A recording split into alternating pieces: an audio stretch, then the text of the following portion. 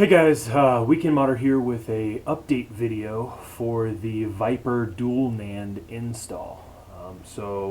We're going to go over where we left off in the end of the last live stream and talk through what we're going to do and then try to see if we can get this thing up and running this live stream. So hang out with me.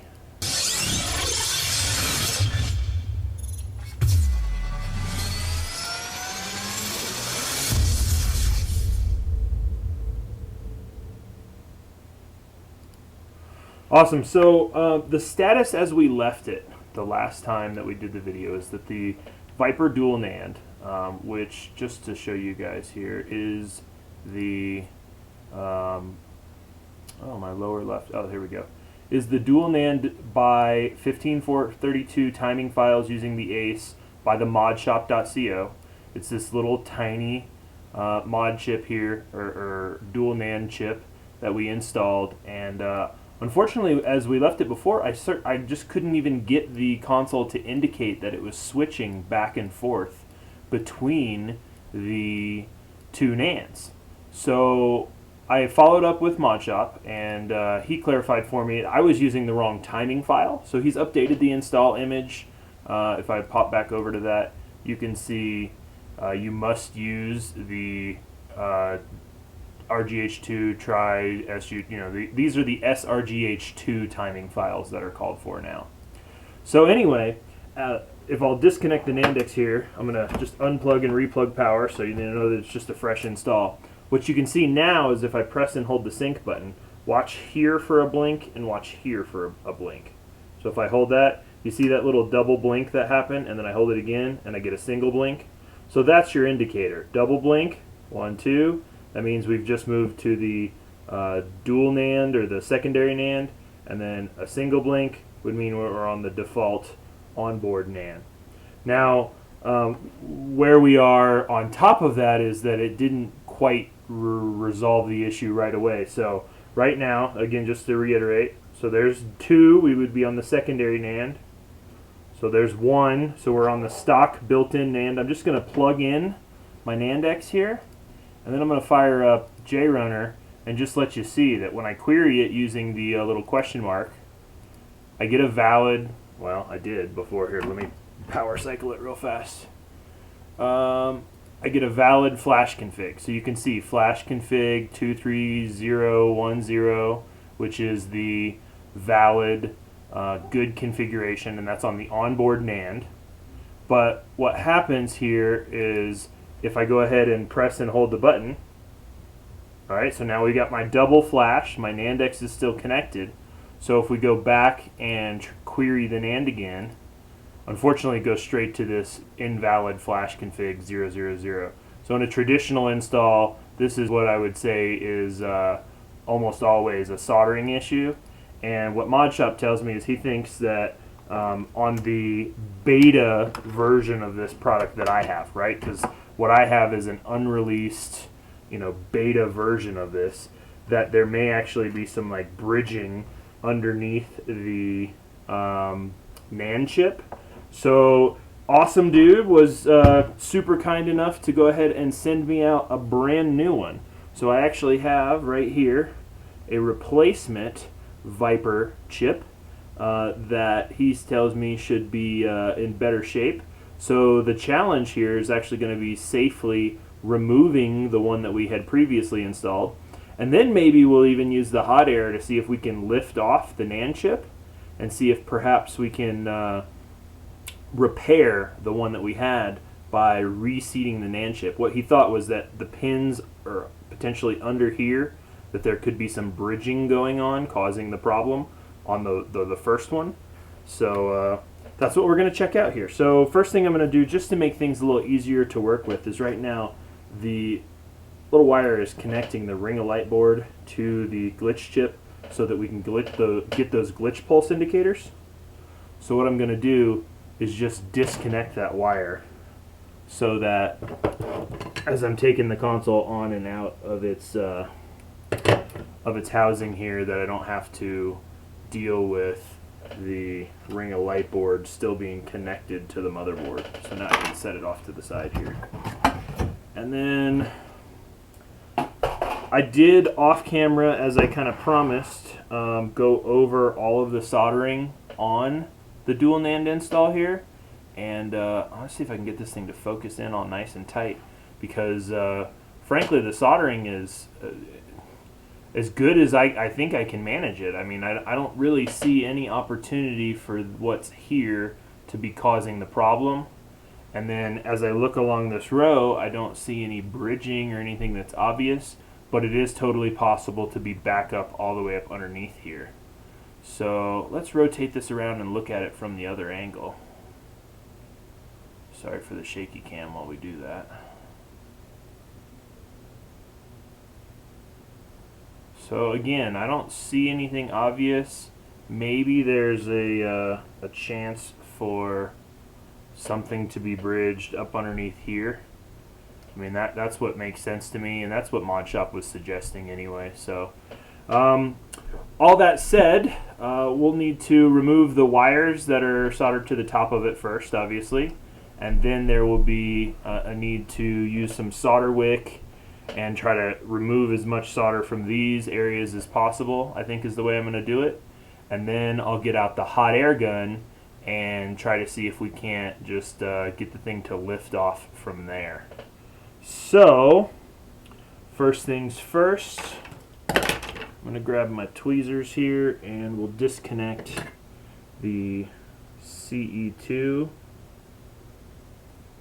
the CE,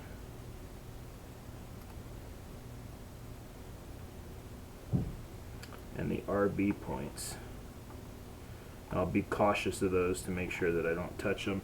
In fact, you know what I think I might do is just to get them out of the way, I'm going to take a piece of tape here and just kind of tape them down out of the way over here, just to get them away from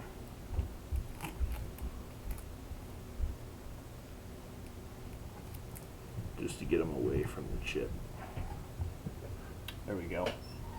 Alright, so I'm really not 100% confident whether the best method would be to try to use the hot air gun with all of the solder kind of built up in place, or if the preferred method would be to remove as much of that solder as possible first and then hot air it the rest of the way off.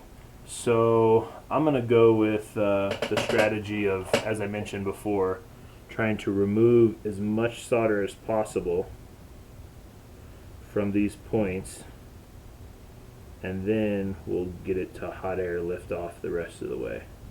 So I'm liberally applying some flux here because we want plenty of that to be around as we remove this. And then I'm going to use this product here. It is not really that important the size here, but it's just solder wick, which boils down to a copper mesh wire that when heated acts kind of as a wicking agent, sucking up the solder. Yes, this is the Xbox 360. This is a slim series console that has a Viper dual NAND partially installed here that is suspected to be a bad chip. So we're gonna remove this one and try to clear it up. Alright, so I'm going to use my iron here on the closer parts first and see if by just melting that I can pull some of the solder.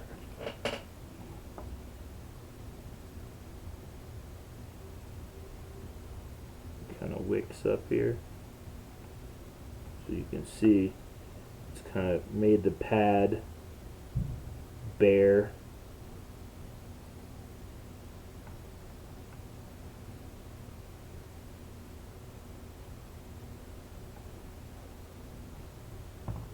There we go. Looks really good and disconnected from that one side.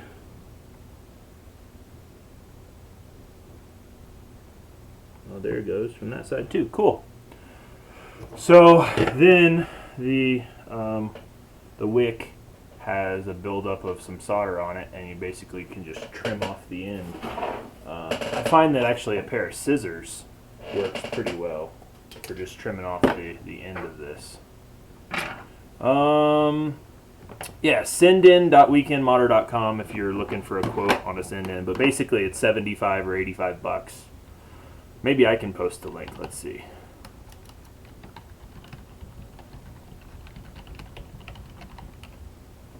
Yeah, that should work. My links work. I guess you guys can't post links, but whatever. I didn't do that on purpose or anything. Alright, so it looks like we've pulled the flux off of here. So, and we'll clean all that flux up afterwards, for sure.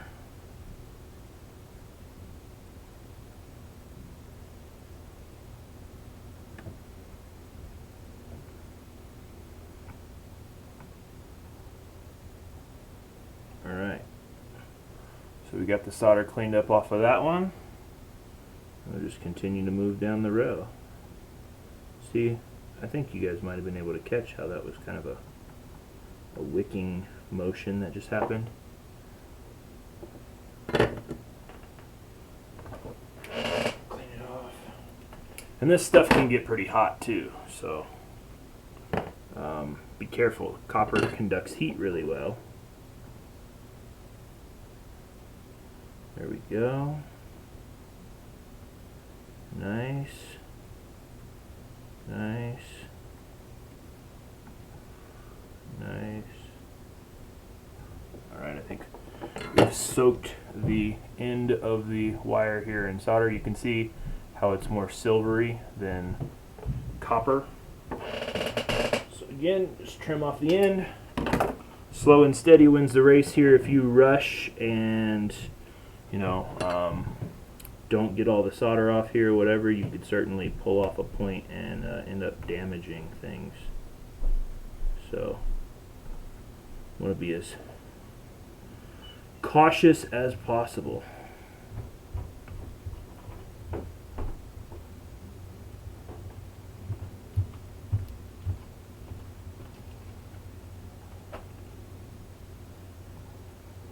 All right. Hi, honey. Yes, I'm streaming. That was the health assistant at school. Clement threw up twice, I guess, during lunch recess. Oh man. He was running.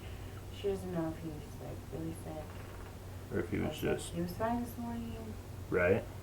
and so she's gonna keep him in the health room. Okay. And then she's gonna see if he returns to his normal self, which I probably think he will, but I might have to go get him. Okay. Well, if we need to go get him, we'll go get him.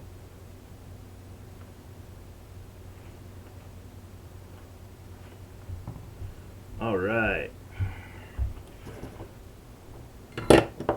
So, in theory, I think we have all of the points pretty well solder removed. I'm going to go ahead now, since we have a giant puddle of flux, and work on getting some of that cleaned up to start with, because that might give us a little better visibility and see anything that we missed here.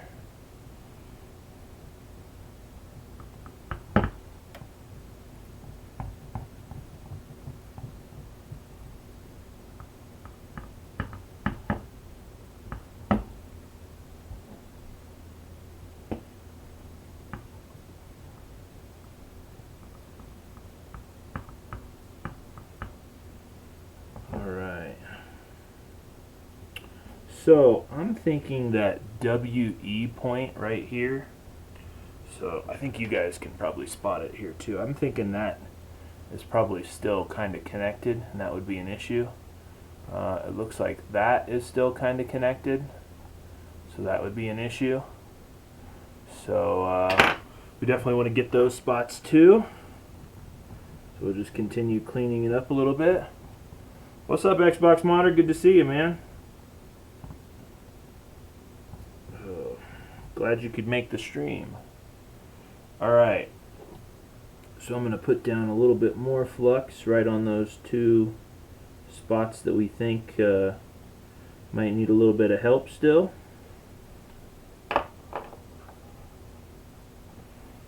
how much to do your Xbox. Everybody responded to you with links and stuff for that very reason.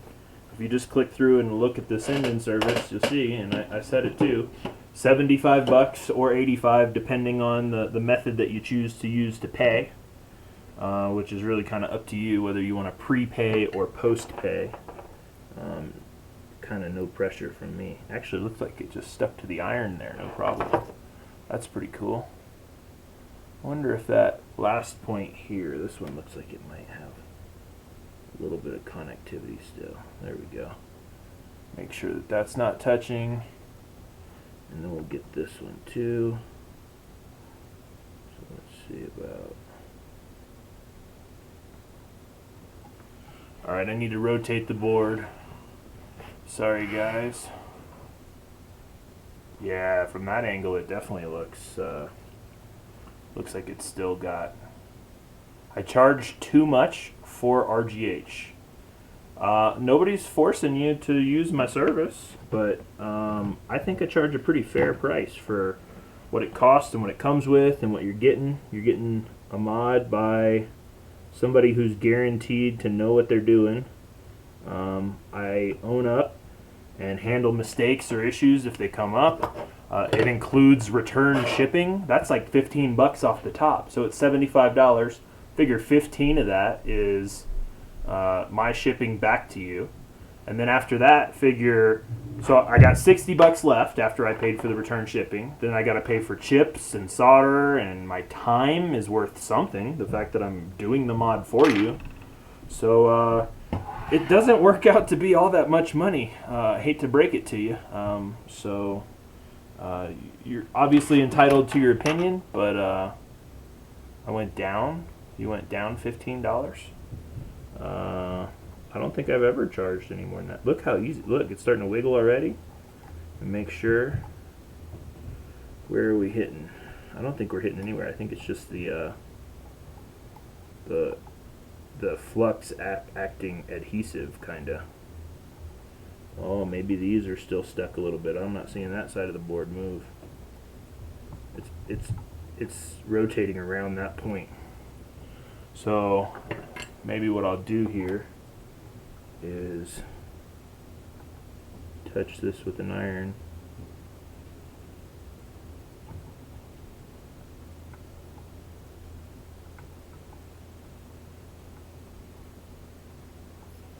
Is it this?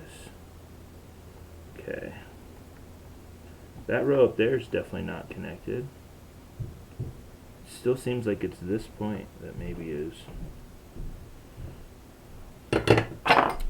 It's wiggling pretty good.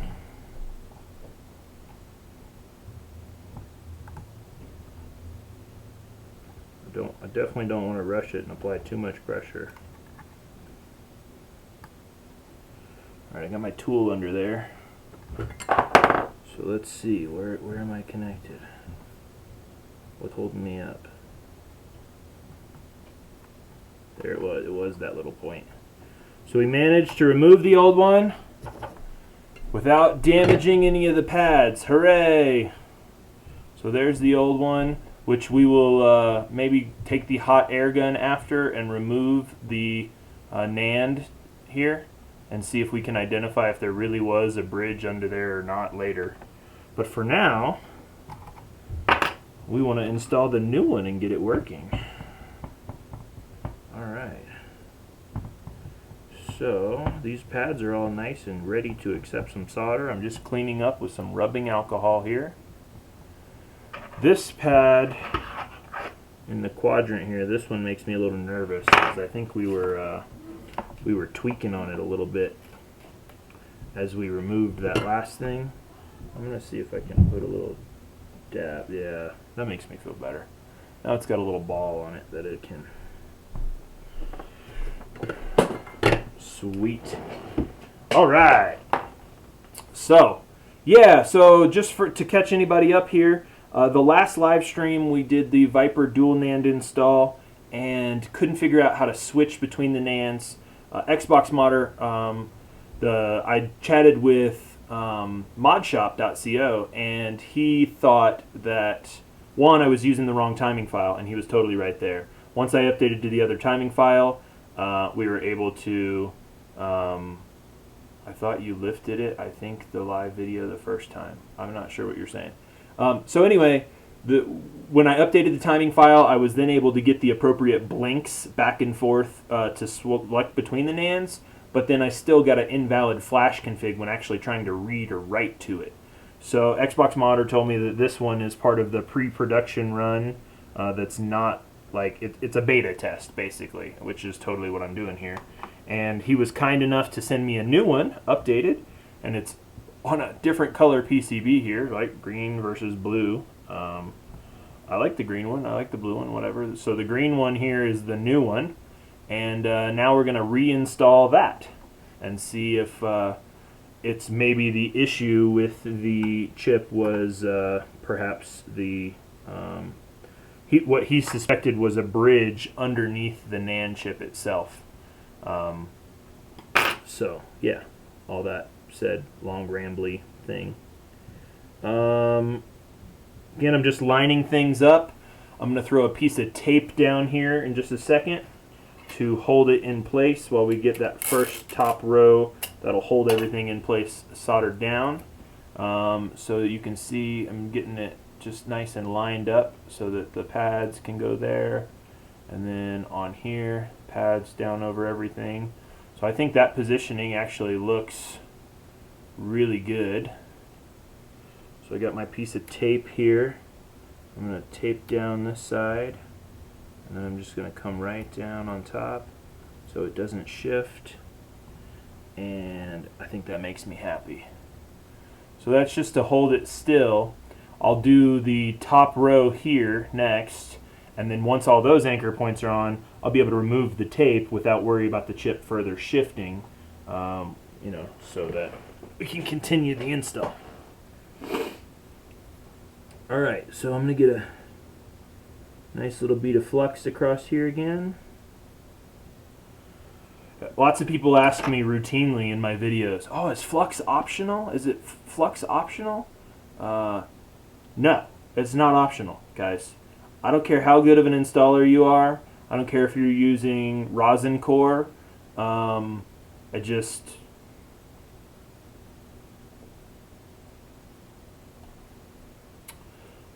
Flux is just necessary. So Dean says, I was on about the pad you're a bit worried about, was unsure about in the first video. Yeah, so there was one I was retouching. I'm not sure it was that one. I think it was here that I retouched. But in any case, it doesn't really matter. Yeah, it's very possible that that previous chip was bad. Not saying that it was like permanently broken, but the suspicion is that there was a solder bridge underneath the NAND chip here.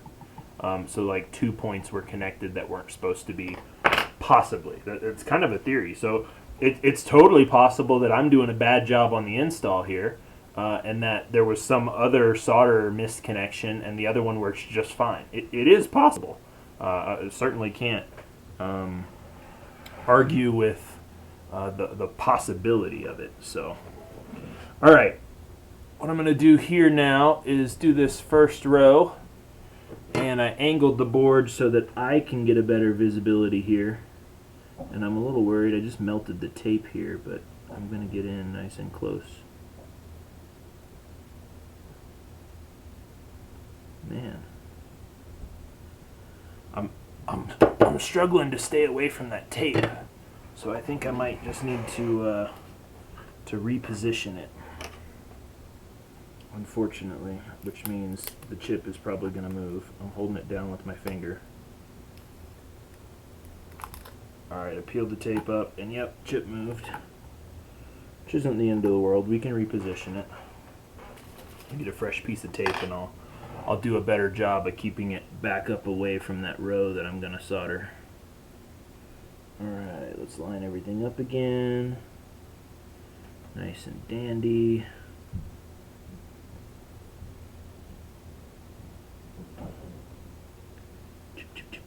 I think that actually looks pretty good. So this time, with my tape, I'm just going to go lower away from the row that I'm going to be soldering. There we go. So now I got some more space between where I'm soldering. You're goof at what you do? I'm goof? Oh, I'm good. Oh, okay. Thank you. I appreciate that. I'm no pro. I mean, like, people that are professional soldering, you guys, if you're curious one day, it's actually a really cool thing to do is go watch some of the YouTube BGA soldering videos or SMD, surface mount. I don't know actually what the D stands for, but surface mount component soldering install. There's some videos that will just blow your mind. Some of these dudes' capabilities with the soldering iron is pretty wicked. So certainly other people out there better than I, for sure. There we go. There it is. That's a big old solder ball, but hopefully we don't need it to be quite that big.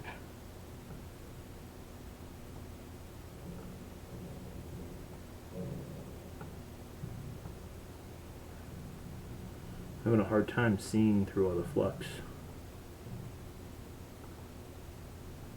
Oh yeah. There we go.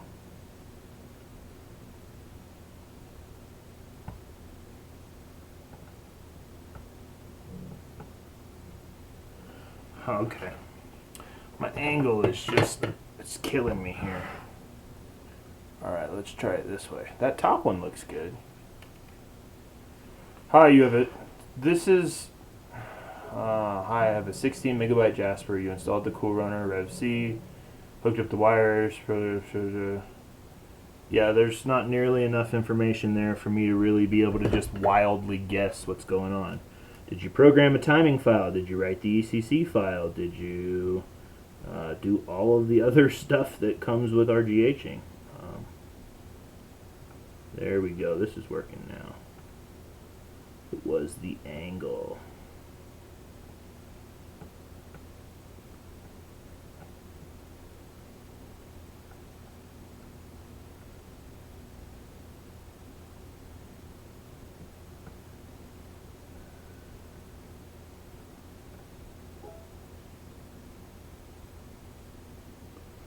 All right.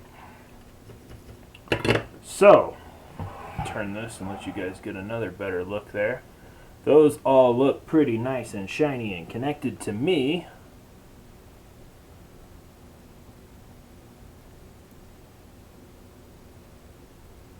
Clean the flux out of there a little bit. Oh, a little bit of cotton. Yeah, I don't see any bridges.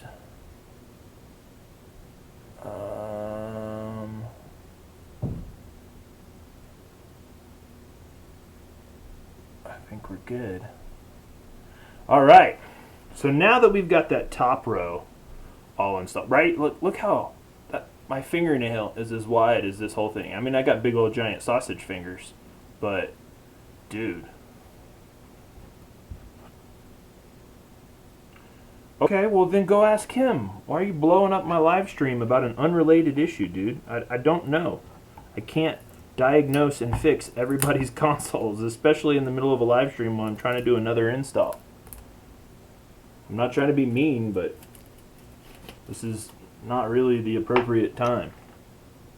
Alright, so next spots are going to be these four guys, and if I recall, I had a good amount of rotating going on the first time that I did this, so I'm going to stop wasting my time off the bat and just get the rotating in for my accessibility here. Because I'm awesome. I'm just supposed to guess. I can't. I don't know, dude. If it's not glitching at all, you're not getting a pulse, you're not getting a glitch pulse, then I would double check your soldering, swap out your chip, reprogram the timing file to the chip. I would double check all of your wiring is exactly correct. Maybe reference a different tutorial for verification. He didn't accidentally mislabel a point. I can only guess so many possibilities. Alright, so here we go on this side.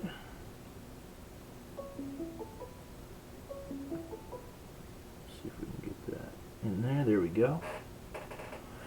You guys still getting a view? Here we go.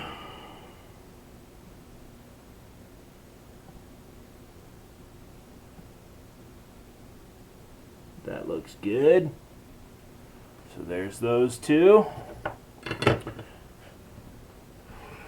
Why is he so cool? Sherby, come on, bro. He's got to concentrate. Appreciate you. All right, here we go. So there's those two on that side. We're going to get these two next. And the challenge here is because the gap is so narrow, when you stick the iron down in, it wants to make contact with the other 2 points you already, check out. So do a search on my YouTube channel. There's a live stream that's titled Watch Me RGH 1.2, a Jasper / Falcon. That one's a good video to watch. That'll get you modded on any current model dash fat that you would want to do RGH 1.2 on. Yeah, see there, it did exactly what I said. It touched both sides. You could totally avoid that by having a finer tipped iron, but I really don't like to change out my tip. It's probably a lazy thing. There we go. There we go. I think this one looks pretty good, but I'm going to touch it up anyway because I'm that kind of guy. All right, so there's those four. Next one, let me set up 4 here by rotating the angle. All right, so the next one we'll do will be this little guy. It's pretty dry, so we're going to hit it up with some flux. Hit this one too. And then actually, might as well get everything all fluxed up while we're waiting. All right, so right in there.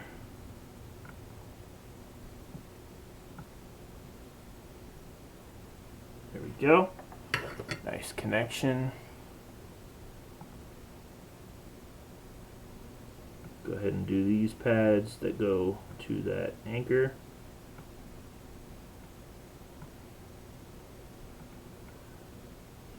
There we go. And then so the last one will be this guy, but once again I'm going to rotate so that I'm coming in from my right and able to angle my iron in a way that makes sense for this. So there's that one. You're at work trying to watch this because you're bored. Dude, I wish I had enough downtime at work that I could watch YouTube live streams. That would be cool.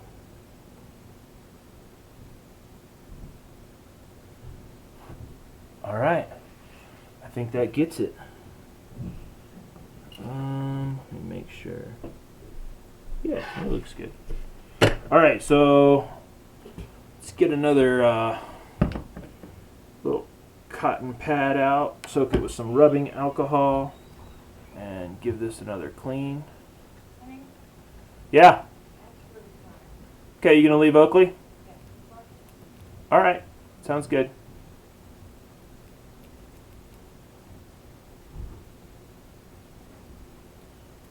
You can't find anything on the website about or where to mail your system. So if you go to www.sendin.weekendmodder.com, that's the way that you reserve the mod. When you reserve the mod on the website, it gives you access to my send-in form, which has the address and stuff on it. All right, let's see if we can get that looking nice and clean. Let's take a look at it from this way. I'm gonna get a Q-tip in there because it makes me nervous that there's still yeah, it matches the color really well, doesn't it?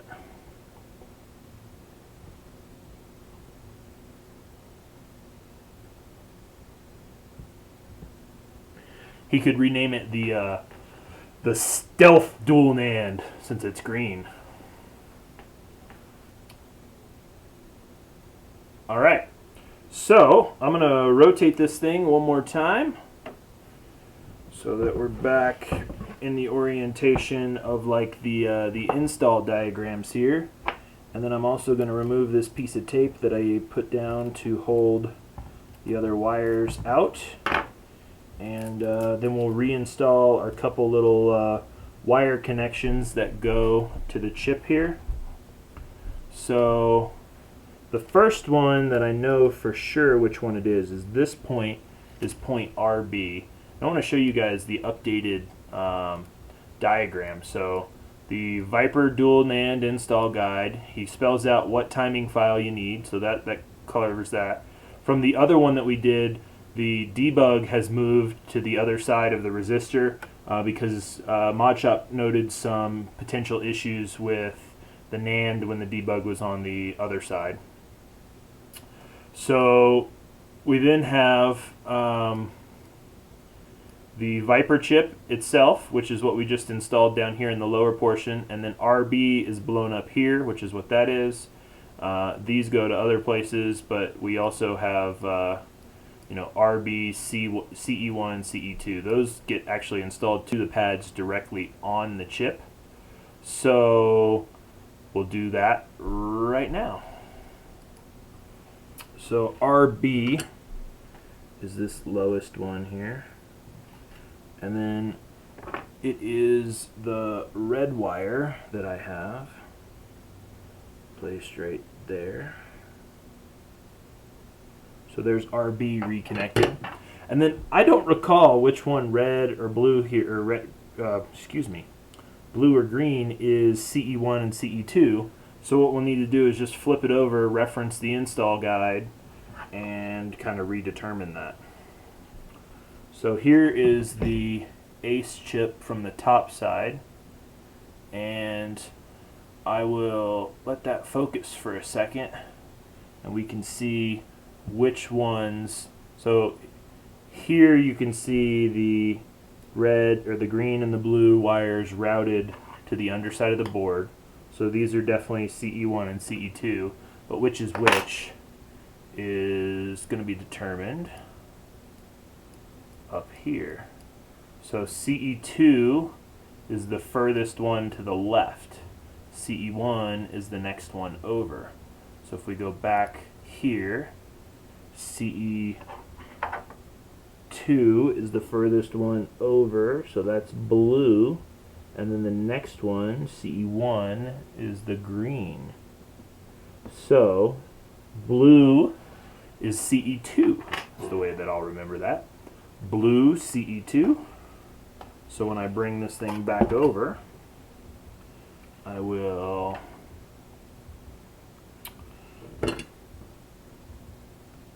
CE2, and we said that that was blue.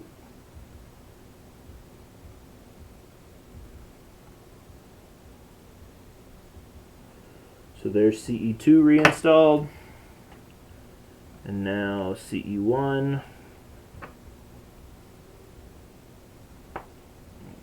Push this and get a little bit of a curve to it so that when I place it down here,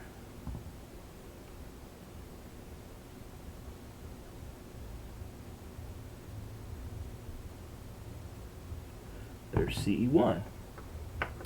So now that we have those reinstalled, so the last stream I was really explicit about these, but these are pre-release. They're not available for sale right now. This is the Viper Dual NAND. This is still kind of a beta. I mean, this is the first production run, I believe. He and I are talking about the possibility that I might be able to sell them through my website for him. We kind of partnered on those SD tools, which are still for sale, by the way. But as of right now, nobody can buy these. They are just not for sale. So that's the direct answer to that. Alright, so I'm going to replace my ring of light board, and then I'm going to reinstall the ring of light connection here. And I'm not going to get you guys in super close on this because it's just a little bitty top resistor, and it is called out in the install diagram. Alright, so all that done, in theory, we have just replaced the dual NAND chip on the Trinity motherboard, the Viper here. So I'm going to go ahead and plug in power and HDMI. And I'm going to just test out the sync button pressing to switch. So there's a double flash, there's a single flash, there's a double flash, there's a single flash. All right, I'm going to disconnect power, I'm going to reconnect power. Now by default, when the power is disconnected, reconnected, it should be on the onboard stock NAND. So I'll push power here. And I believe I left it written with the retail NAND on there. So we do still get a boot. That's great. It means we didn't ruin anything. And, oh shit, we went straight to a red dot.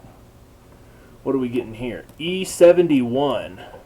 So that's probably just a NAND needs to be rewritten type error. So that's not a huge deal. Don't freak out when you see that. So what I'm going to do is I'll unplug. I'm going to go back and load up my JRunner install. Right now I have the UPD flash.bin loaded as source. I'm going to load the original NAND dump because that's what I want to write to the stock NAND. So let's fix that part first before we sweat trying to boot from the Viper chip just yet. I keep wanting to call it a demon because all the dual NANDs I did were demons. Demon, demon, demon, demon. But this one is not a demon. So, alright, so we got NAND dump 1 loaded. So switch back to the camera. I'll connect standby power. And then I will plug in my NANDX here. And then I'm just going to rewrite the, so I'll go back to JRunner. Just going to hit write NAND. So I'm writing the NAND dump 1.bin back to the console here. So in the meantime, while we're waiting on that to go, feel free to post a question or something. This will take something like 3 minutes to finish, so I could answer a question or something.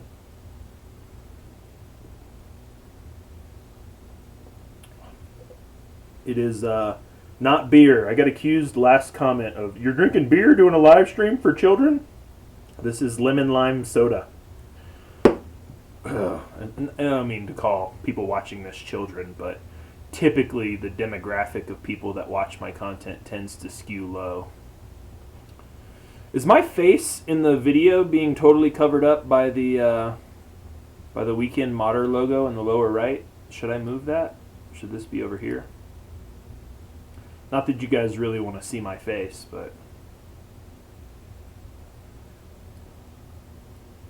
So that's a good question. Sonic Wolf's Dutch asks, hey, I wanted to get those dual NANDs, but I wanted to know where I get a new KV. So the only person that makes KVs is Microsoft. Every KV ever has come off of, at minimum, a retail console. So what? Back up, and I can do this pretty fast. What is a KV? A KV is the unique number that identifies your console to Microsoft, right?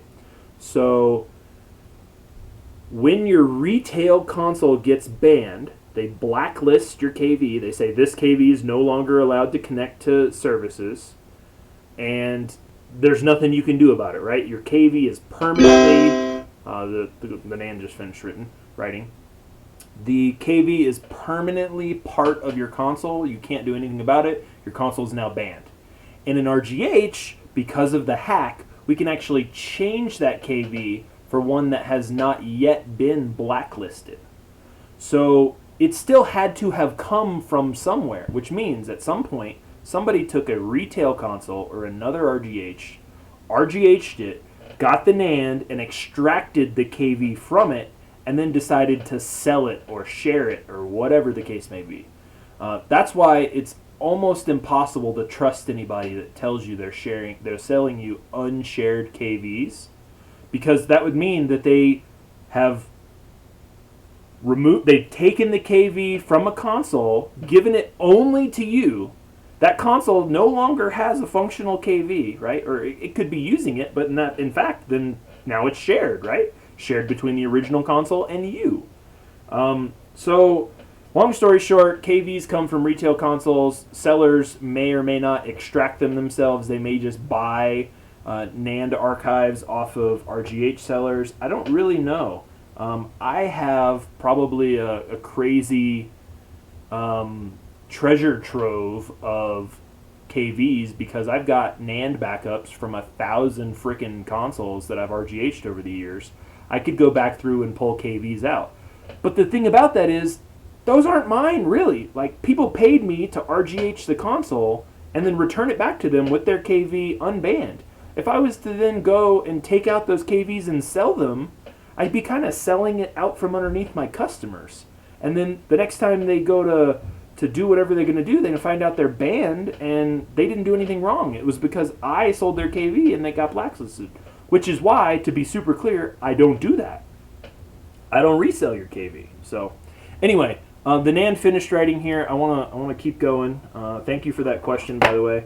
So I disconnected the NANDX. I just cycled power, and then we're gonna give it another boot try. So this should be retail NAND. We just rewrote the nandump.bin, and we got a good boot.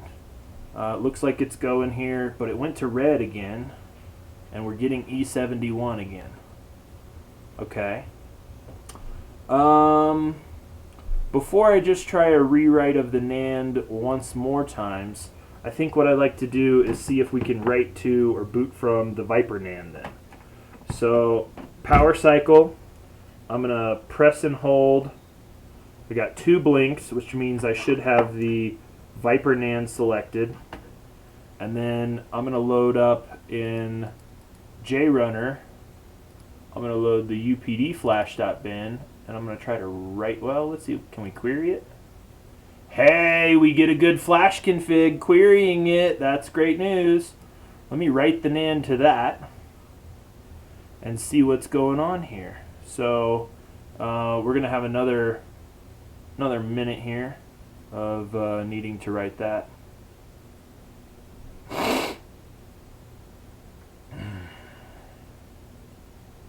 That's really positive, though. So I think that probably does tell us for sure that something was defective with this other NAND chip. Because with this one in place, with the same basic install, when we checked the flash config, we got no valid flash config. But swapping it out for the other one, straight away after the dual blink, we were able to get a valid flash config. So, what's up, John? Keep saying what's up. So what's up? Hey, dude, John in the comments. Hey, I see you. Thank you. Cool. Hi. Oh, you remember it would red dot if both NANDs didn't have something written. Well, cool. This might solve our problem then, if that's the case. I'd never heard that. While I've done like last count, it was over 1,100. While I've done like that many RGH installs, I've probably done 10 dual NAND installs.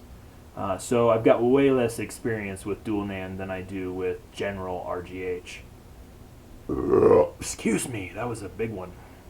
Drinking soda, proof and concept. And I didn't even need to use the hot air, which was awesome. That worked out really great. Jaguar Custom RGH, you're welcome. 4 gig card reader, high five. I like those SD tools, they're pretty awesome. Alright, so we're about finished writing the NAND here. Alright, so we've got the UPD flash.bin written hopefully to the dual NAND. So we'll power cycle it again. Alright. Now we should be able to double blink, 2 blinks, and I'm going to press it again, 1 blink. So we should be on retail NAND here. I'm going to try to boot it again. Retail NAND. So the H chip still blinks, but retail should still boot anyways. Alright, we're getting successful that far, but I see the red dot again already, and it looks like we're getting E71 again. So that didn't fix anything, but I'm going to power it off. I'm going to power cycle again. And then this time I'm going to go straight to trying to boot off the Viper NAND. So power, 2 blinks, so we should be on the secondary NAND. Let's try that boot. Now this particular console wasn't booting super great fast boot times. I can tweak that out later. So we might have to give it a minute if it in fact will boot from the Viper NAND.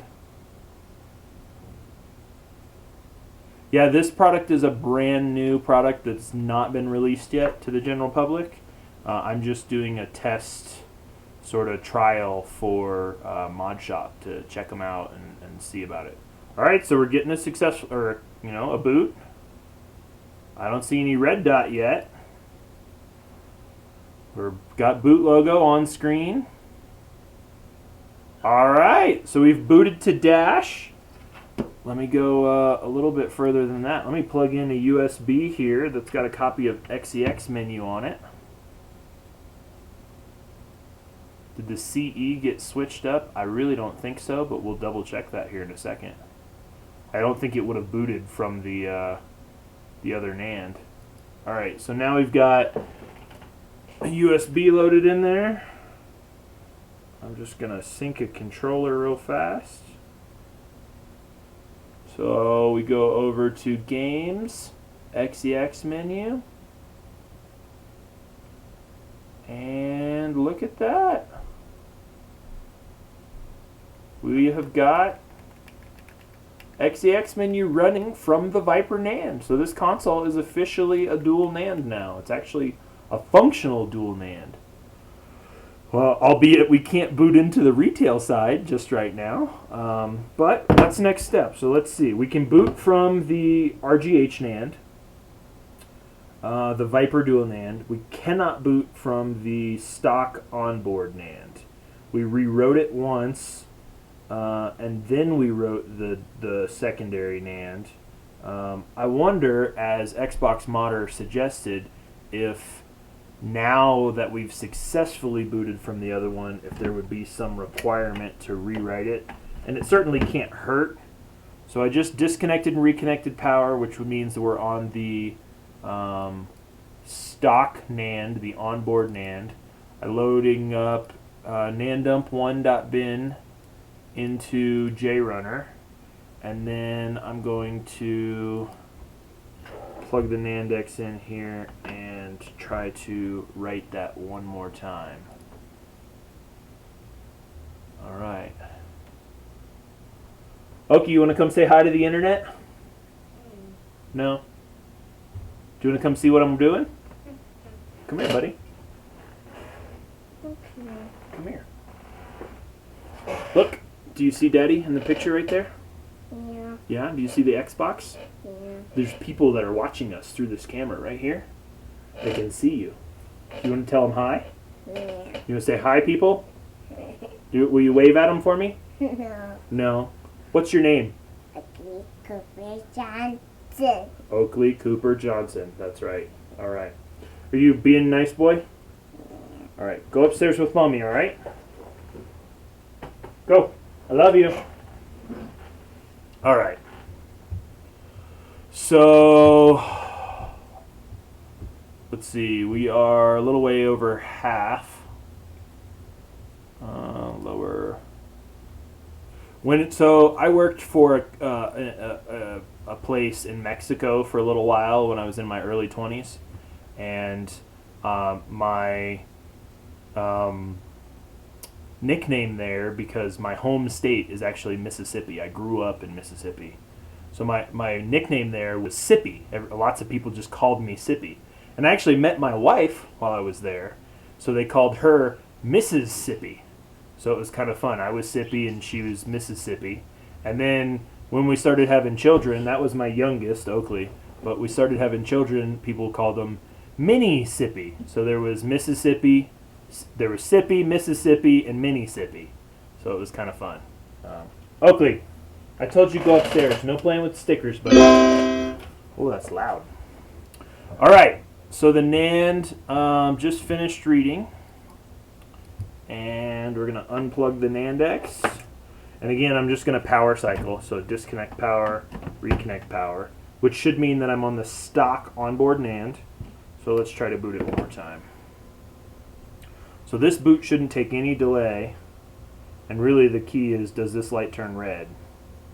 It's not yet. Oh, that might have been it. It's booting. Xbox screen, no E71. There's the retail NAND. And just to prove my point, I'm going to plug in that same USB that has XEX menu on it. And on the retail side, when I browse to this, it should show up as corrupted. So if I go to storage, demos, corrupted, which means this is a retail stock NAND booting from that. So I wanna just kind of back and forth it a little bit. I'm gonna power it off again. Oakley, I told you go upstairs, buddy. You don't want to be in trouble, do you? Okay, go upstairs. Watch your movie. I'll be done in just a minute. Okay? Don't be sad. Why are you sad? 'Cause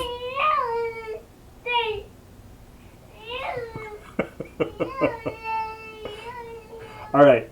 So, really miss Demon, right? I mean, Demons have been hard to get for forever now, though. I mean, it's been years since they've been in production. So, we just powered this thing off, so I have not power cycled it. I kind of want to test that theory. I'm going to press and hold the sync button.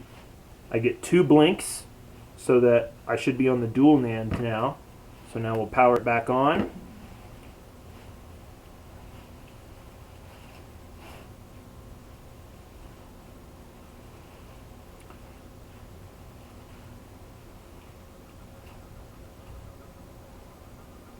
Okay, the fan's making a weird noise here.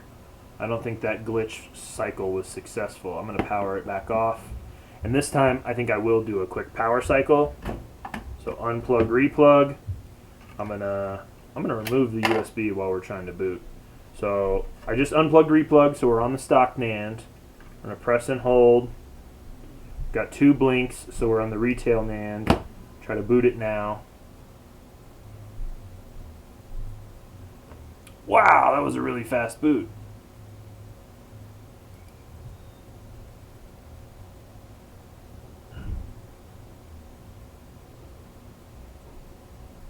Alright, so plugging in the USB. Controller's still synced up. I'm going to go over to games just to verify. I just plugged in the USB, so I'm going to give it a second to recognize here. And there's XEX menu. Ladies and gentlemen, I think we have officially done it. This is now a Viper dual NAND console capable of running XEX menu right now as it is. So there's XEX menu running. And then I'm going to power it off. I'm going to wait for it to completely shut off, and I just want to do a switch without unplugging the power here. So it's totally off, fan stopped. I'm going to press and hold. I get a single blink, which means the onboard original NAND, and then I'm going to power up again. This should be a very fast boot because it doesn't actually have to glitch.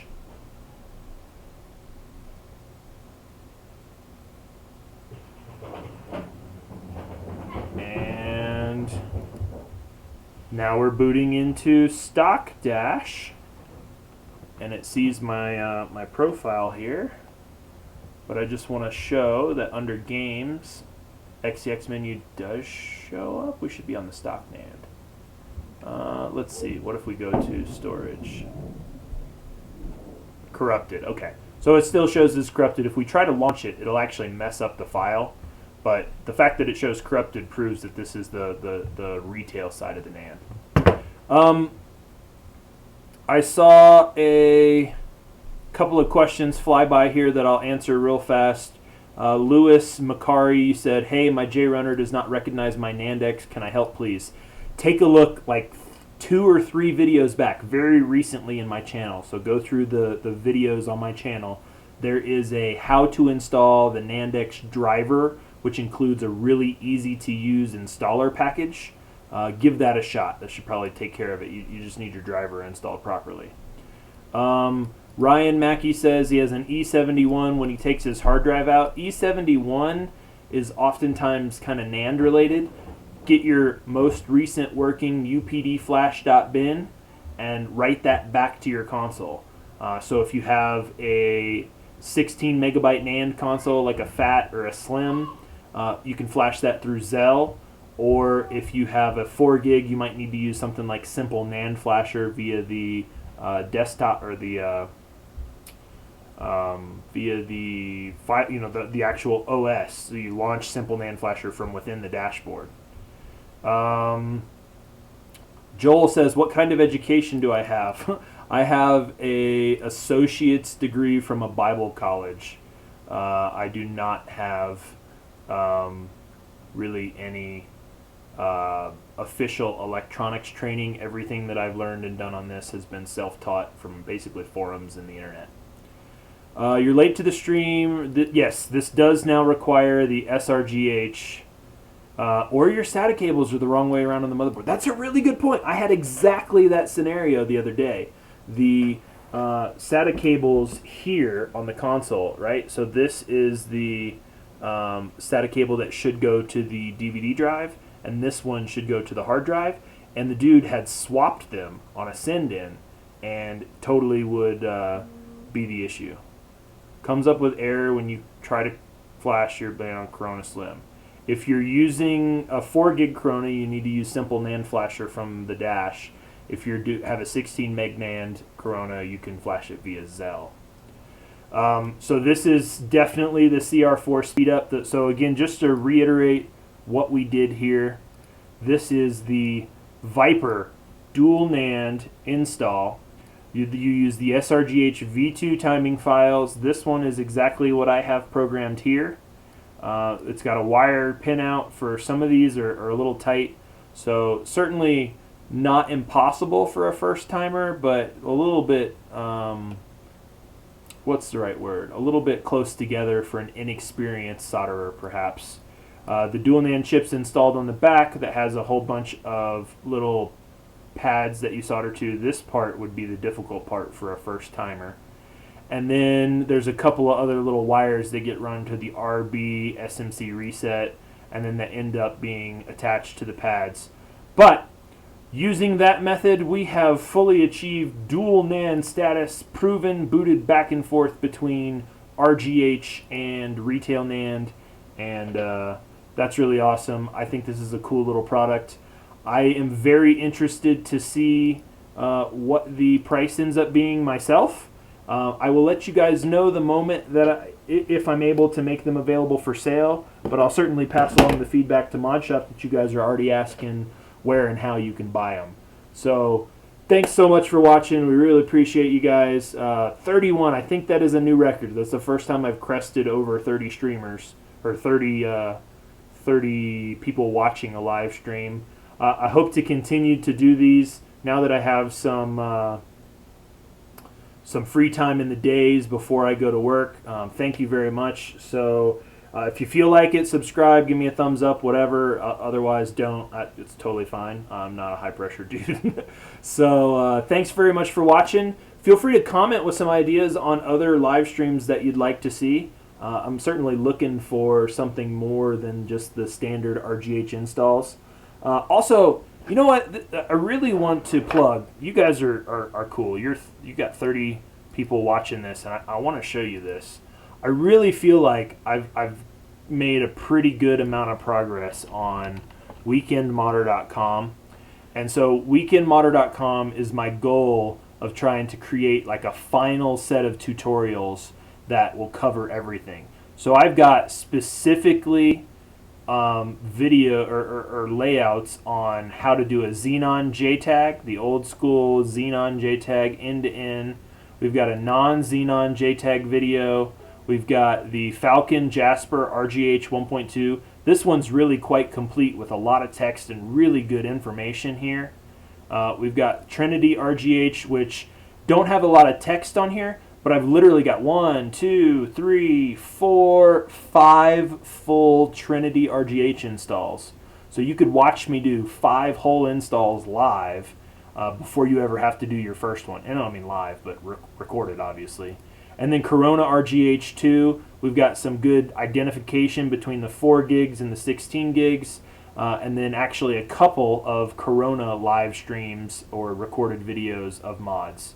So please feel free to check that out and use that as a reference. I'm trying really hard to make that a very usable and useful thing. There's also some other good information about, I think Joel, you were in the live stream, weren't you? Yeah, Joel, you wrote in this question. And I sent you back via email and wrote a whole page because you actually submitted a really good question about using hard drives and all sorts of stuff. So weekendmodder.com is different than the store, right? Obviously, I have a store as well, which you can access down here in the lowest portion of the page. There is a link to visit my store if you want to actually purchase a pre-modded console or buy tools or supplies or whatever. And I'm not trying to plug the store too hard. I mostly wanted to show you guys the reference documents and stuff here. Corona V6. Actually, if you check out the Corona RGH2, this is a E-Series mod right here. Corona E-Series. So if I go to the very beginning of this video, or maybe toward the very end, let's see. Let's see. Yeah. Anyway, you'll just have to trust me. One of these is a Corona late model in the E-Series for sure.